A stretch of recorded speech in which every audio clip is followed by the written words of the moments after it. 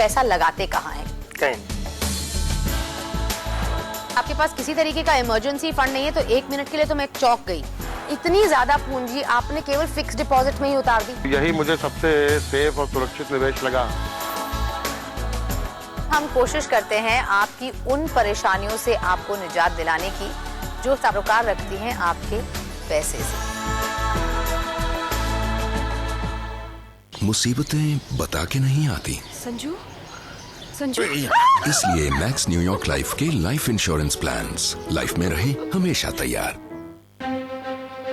ये है नेटवर्क 18 और आप देख रहे हैं CNBC आवाज। ये प्रस्तुत करता है Vinayak, changing the skyline of Varanasi. Associate partner JVL, partnership for progress.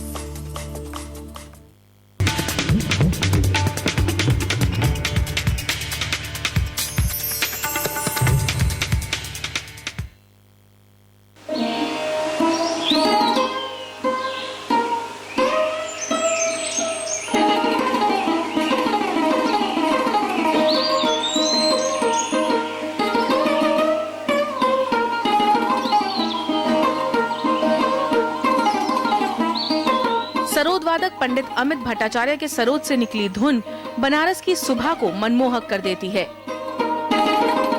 पंडित अमित भट्टाचार्य और इनके पिता सरोद की शिक्षा को आगे बढ़ा रहे हैं और इनकी खास बात ये है कि ये अपने शिष्यों को निःशुल्क सिखाते हैं। इनका सपना है कि बनारस में एक गुरुकुल खुले जिसमें बनारस की गुरु शिष्य परंपरा को जिंदा रखा जा सके। इस विद्या को दान करना चाहिए, लोगों को सिखाना चाहिए। तो उस विद्या को ग्रहण करने के लिए तो कुछ होना चाहिए ना बनारस में। In the olden days rajas maharajas they used to patronize Indian classical music. आज के दिन में राजा महाराजा लोग कौन है? गवर्नमेंट है, हमारे इंडस्ट्रियलिस्ट लोग हैं। They should come from. Banaras की हर गली और यहाँ के दिन के हर पहर में संगीत की मिठास है। यहाँ कितनी गलियां हैं इसका अंदाजा लगाना तो बहुत मुश्किल है और ऐसे ही भूल भुलैये गलियों से भरा हुआ है कबीर चौरा का ये इलाका भी। लेकिन यहाँ की गलियों में संगीत का ताना बाना भी बजता है।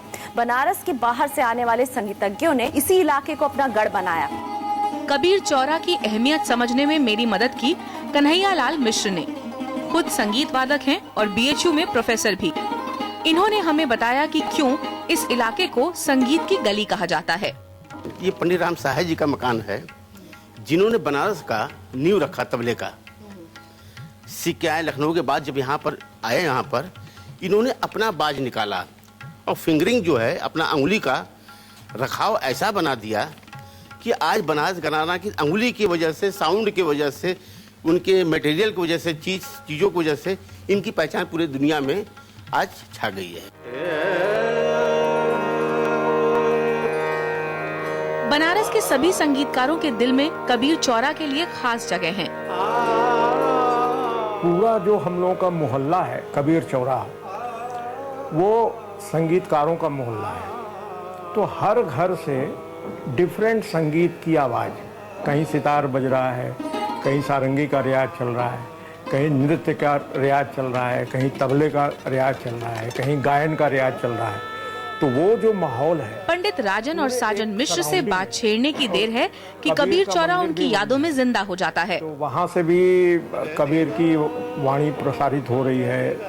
वो पूरा वातावरण जो है एक बड़ा सेक्रेड, एक बहुत ही होली एक फीलिंग आता था।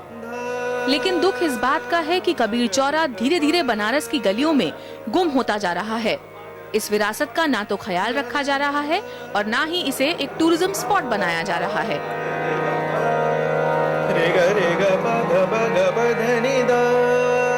अपने बेटे स्वरांश को पंडित साजन मिश्र राग विलास खानी तोड़ी की बारीकियां समझा रहे हैं।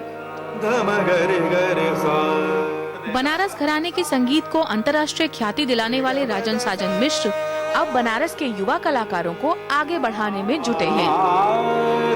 हिंदुस्तान की सारी संस्थाओं से कहना चाहता हूं कि बनारस के जो युवा कलाकार हैं उनको आगे लाएं। अब हम लोग अपने भरसक तो प्रयास कर रहे हैं। हमारे बच्चे हैं, भैया के रितेश, रजनीश, ये दोनों लोग हमारी परंपरा को, आज 350 साल से ऊपर की परंपरा है, उसको लेके आगे चल रहे हैं। मेरा बेटा है स्वरांश, वो भी संगीत कर रहा है। तो ऐसे बहुत सारे घरानेदार संगीतकार हैं बनारस में जिनके बच्चे अच्छा कर रहे हैं, लेकिन उनको आगे लाने की जरूरत है। डूबता सूरज हमें ले आया है उस्ताद बिस्मिल्लाह खां के घर। मत जा जोगी।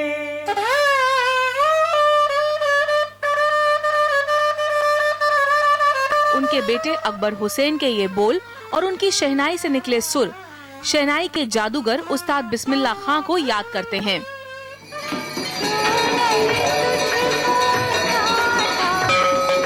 और ये है बनारस का वो संगीत और दृश्य जिसे देखने और सुनने हजारों लोग रोज दशाश्वमेध घाट पर पहुंचते हैं। प्रियंका संभव, बनारस। तो बनारस का ये वो रूप है जिसे मैं जानती हूँ, आप जानते हैं, हम सब जानते हैं, वो सभी जानते हैं जो बनारस कभी आए नहीं हैं। बनारस की गलियां, घाट, संगीत और मस्ती। लेकिन पिछले एक हफ्ते से मैं देख रही हूँ बदलते हुए बनारस की तस्वीर। जी हाँ, यहाँ रहकर मुझे पता चल रहा है कि बनारस बदल रहा है। यहाँ की युवा पीढ़ी, यहाँ की बिजनेस कम्युनिटी, यहाँ के लोग तरक्की की एक नई भाषा लिखने के लिए तैयार हैं। बनारस को नए सिरे से देख रहे हैं मॉडर्नाइज होते हुए, और हम भी कोशिश करेंगे अपना फ्यूचर सिटीज ऑफ इंडिया के इस खास सीरीज में वाराणसी को बदलते हुए और कैसे बदला जाए इस पर बात करने की। और मैं तो बनारस का ही हूँ, मैंने बनारस देखा है 20 सालों तक। हालांकि अब करीबन 11 साल के बाद जब मैं वापस लौटता हूँ यहाँ पे, तो काफ़ी कुछ चीज़ें बदलती हुई लग रही हैं, जैसे कि प्रियंका ने कहा, लेकिन काफ़ी कुछ नहीं भी बदला है। तो अगले 2-3 घंटों के दौरान हम बात करेंगे कुछ अड़चनों की भी, जो शायद बनारस की रफ्तार को, बढ़ने की रफ्तार को धीमा कर रही हैं और इंडिया ग्रोथ स्टोरी में शामिल होने में इसे रोक भी रही हैं। जिया प्रदीप, और इसमें साथ दे रहे हैं हमारे साथ बनारस के वो लोग जो बनारस को बदलना चाहते हैं और बदलने की कोशिश कर रहे हैं। हमारे साथ होंगे आज दिन में 1 बजे तक। सबसे पहले मैं शुरुआत करूंगी, हमारे साथ हैं मेयर कौशलेंद्र सिंह जी। बहुत स्वागत है सर आपका, और आपके ऊपर भार भी बहुत है इस शहर को बदलने का। इनसे हम चर्चा आगे बढ़ाएंगे ही। साथ में जाने माने जल संरक्षण राजेंद्र सिंह भी हैं, और सिंह साहब बहुत कोशिश कर रहे हैं हमारी और आपकी, हम सब की गंगा को बचाने की। इनकी भी बात सुनेंगे हम।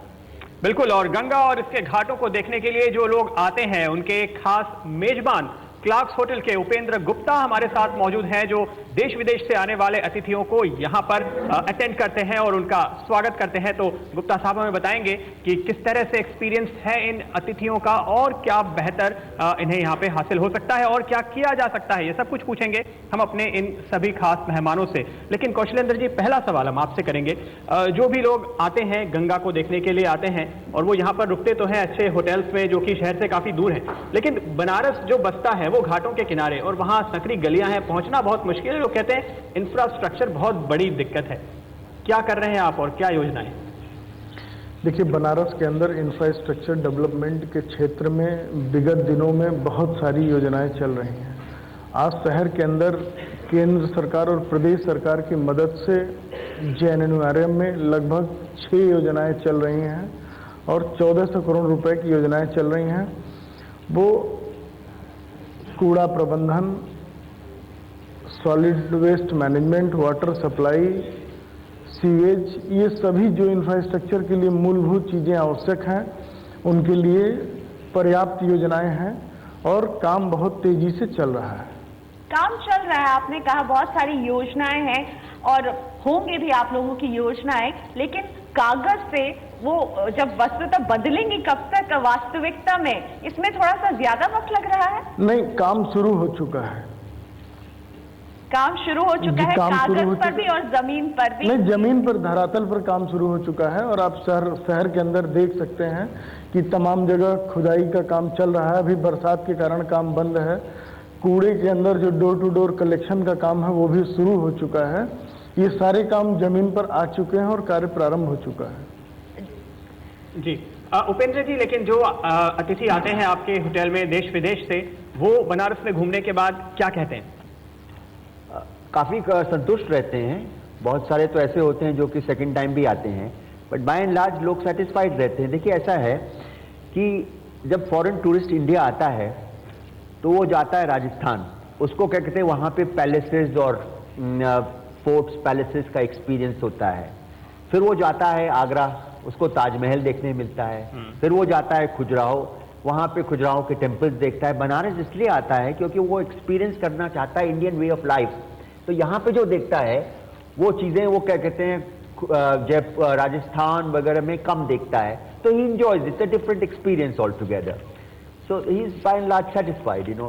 He doesn't stay here too much time, बहुत ज़्यादा समय यहाँ नहीं व्यतीत करते, पर जो भी देखते हैं लोग खुश रहते हैं। बिल्कुल। और यहाँ स्पिरिचुअली इंक्लाइंड लोग होते हैं केवल वही आते हैं बनारस। जो बहुत ज़्यादा क्या कहते हैं उनको नाइट लाइफ चाहिए या क्या कहते हैं फास्ट लाइफ चाहिए, वो लोग नहीं आते हैं बनारस। जी, यानी कि एक रियल फीलिंग, एक रियल भारत का एहसास, एक आध्यात्मिक टच, इस सारी अनुभूति के लिए आते हैं विदेशी।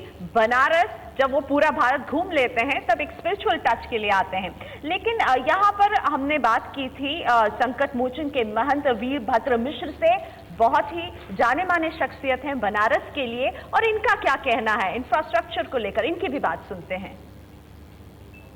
पूरा स्पेक्ट्रम आता है, जो 5 स्टार होटल से नीचे नहीं रह सकता और जो एक साधारण कमरे में भी रहता है, ऐसे भी टूरिस्ट आते हैं और विद्यार्थी पढ़ने के लिए आते हैं, सीखने के लिए आते हैं। तो ऐसे सब के लिए जो है हम आवास और सबके लिए वो ऐसा खाना ये प्रोवाइड करें, और ये बहुत बड़ा प्रयास होना चाहिए वाराणसी में। तो महंत जी यहाँ पे कह रहे हैं गुप्ता साहब कि बनारस में 5 स्टार होटल है, लेकिन एक डिसेंट बजट होटल नहीं है। अगर आप देखें घाट के किनारे ऐसे लॉज हैं जहाँ केवल फॉरेन सैलानी रहते हैं, अपने यहाँ के लोग नहीं रह सकते वहाँ पे। ऐसा क्यों है? गैप है बहुत बड़ा। मैं आपका प्रश्न समझ नहीं पाया। 5 स्टार होटल शहर में काफी हैं, अच्छे होटल हैं जिनमें से कुछ आप चला रहे हैं। जी हाँ। लेकिन जो एक बजट होटल, एक इकोनॉमी सेगमेंट में अच्छे होटल होने चाहिए जहाँ पे रह के लोग सेटिस्फाइड हों। महंत जी क्या कहना है कि वो सेगमेंट ही गायब है? नहीं है, होटल्स हैं, बहुत हैं। ये जो यहाँ पे जो ट्रैफिक आता है, हर एक पॉकेट के लिए यहाँ पे होटल्स हैं। क्या कहते हैं आपका मतलब है, क्या कहते हैं शायद 3 स्टार होटल, और बनारस में भरे हुए हैं 2 स्टार 3 स्टार होटल। बनारस में कॉन्फ्रेंसेज होती हैं 10,000 15,000 आदमियों की, तो 5 स्टार होटल में तो कमरे कहते हैं गिन चुन कर 500-700 हैं। क्या कहते हैं ये बाकी सब कहाँ लोग ठहरते हैं? ये सब ये 2 स्टार 3 स्टार 1 स्टार होटल में है। हाँ, आपको बहुत हाई क्लास 3 स्टार होटल या 2 स्टार होटल वो अपने देश में केवल आपको बड़े शहरों में ही मिलेगा। आप जब छोटे शहरों में जाएंगे तो उस तरह के होटल नहीं है, और जब मार्केट फोर्सेस डिजायर करेंगी, जब चाहेंगी तो वो होटल बन जाएंगे। यहाँ पे ट्रैफिक नहीं है। बिल्कुल, ये बहुत अच्छी बात कही। ट्रैफिक नहीं है। बिल्कुल, ये बहुत तो मार्केट फोर्सेस के ऊपर डिपेंड करता है इंफ्रास्ट्रक्चर का क्रिएशन।